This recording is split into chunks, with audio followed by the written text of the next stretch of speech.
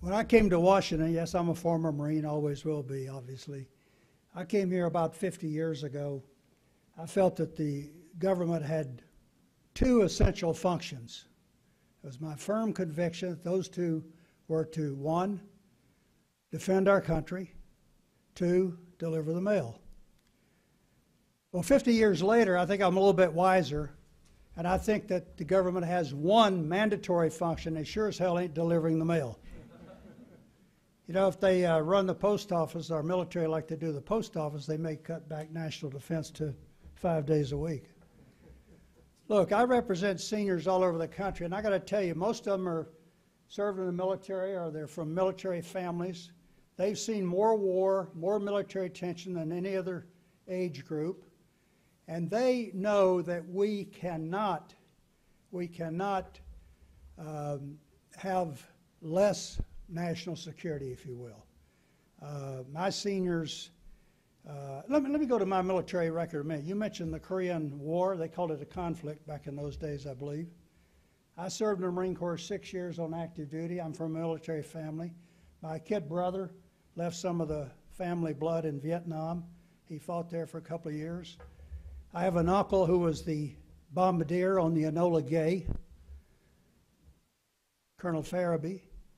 And so the military is rooted in my family very strongly.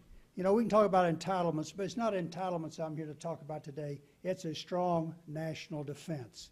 And, you know, catchphrases like Randy Forbes mentioned earlier, you know, we don't want to be, we're a world power, we're headed toward a regional power. That's scary. I remember the phrase peace through strength back in the old days. That's how you keep peace with a strong military defense. When I was a reporter here back 50 years ago, 1962, the chairman of the Senate Armed Services Committee was a guy named Richard Russell from Georgia, a Democrat. We're nonpartisan at 60 plus. We like Democrats as well as Republicans. That was a great Democrat. The chairman of the House Armed Services Committee, also from Georgia, Congressman Carl Vinson, another great Democrat.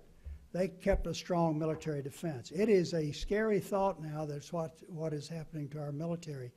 The cutbacks that are coming, Frank, you know, the Marines can live with those. They always get hand-me-downs anyway from the other branches, Admiral. You know that as well as I do. But we do have to keep a strong national defense. And by the way, we do have about 7 million seniors now nationally. Most of them have served in one branch or another of the services. And I got to tell you this, when I get out of here tonight, I'm going to be motivating those seniors. I'll just have to tell them what's going on. They're going to be calling House and Senate offices demanding that they look. And Elaine made a good point about this super committee, baloney. There's 535 members of the House and the Senate. That's who should be arguing these questions, not some super committee, or the gang of 6 and the gang of 7 and the super.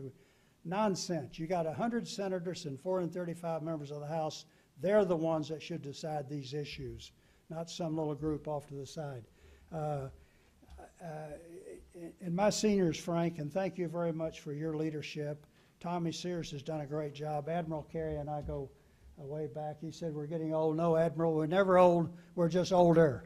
Keep up the good fight. Thank you.